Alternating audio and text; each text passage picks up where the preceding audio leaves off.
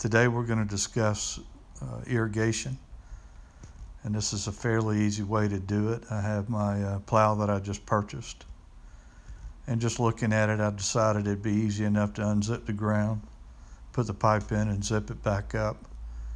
Here we don't have hard freezes. They don't last very long, and I can always drain the pipe if we're going to see any type of extreme weather. But I have about 400 yards I have to go, so I have 1-inch pipe, and that allows me to get as much water as I would need up here. I can run as much sprinklers off of my well and pump that I would need. But as you can see, it goes pretty quickly.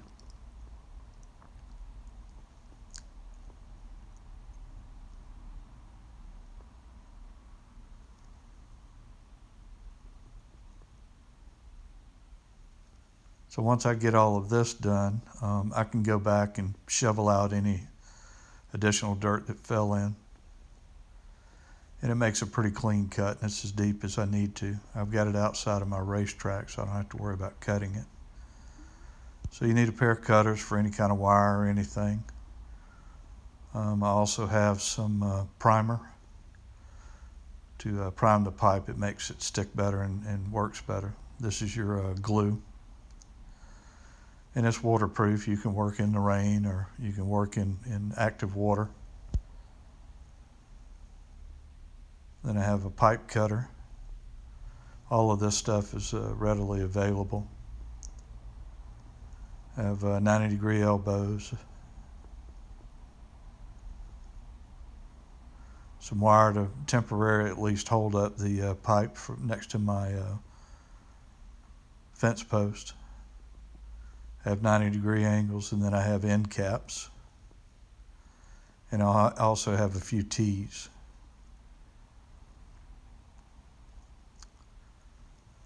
There's all my pipe. Bought more than I needed because you'll always make a mistake.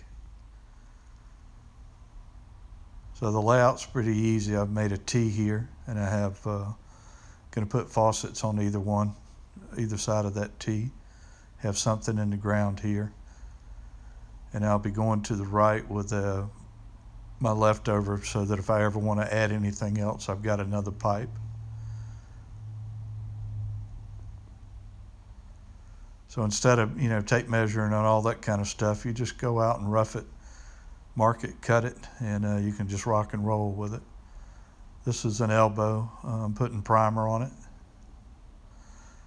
Once you've done the primer, as you can see, you can be as messy as you want. This is one thing in life, you can bury your mistakes and it's legal. It's not like people. So I just go in, you put a little bit of glue inside of the one side that you want to glue, making sure that you don't do both by mistake.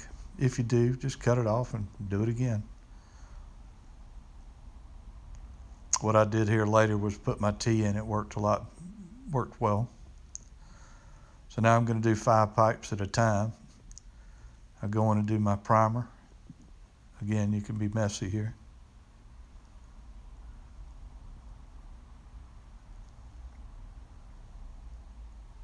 And then on the other end, I'm going to prime them and go ahead and glue a coupling on and prime the coupling. So this just makes things faster. You got to make sure that you don't put glue in the side that you're not ready to glue. That's the one thing you have to pay attention to. Once done, you just go out and you lay everything out on the ground. You put it in the proper direction. You know it's already glued, and so then you're going to glue all your segments together. It saves you a lot of time and aggravation of carrying stuff back and forth. So now you just carry your bucket and zip along these and glue each one, prime and glue each one as you go. So I'm doing 50 feet at a time, then I'll pull my truck up and do another 50 feet. These are 10-inch poles. So there's my T that I eventually went with and my extension. And there's my T up at the fence post. Now in retrospect, it's easier to pull the dirt in rather than push it in, which is what I'm doing right now. The way I would have accomplished that is I would have used my plow in a different direction. It would have thrown the dirt towards where the tractor is right now, and I could have just, the other way around and just pulled it in rather than have to push it in like I'm doing here. I can't see what I'm doing, and it's not as quick as what I later learned. I was able to go in and just pull the dirt in. I could see actively what was happening, and it just made a cleaner cover up. Doesn't have to be pretty right now. I'm just trying to get the pipe down and in place.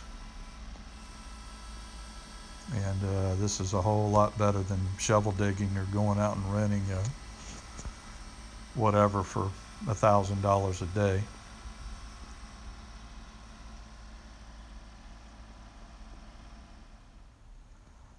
So after everything's covered up, it doesn't have to be flat right now. The cows and weathering and everything will clean that up.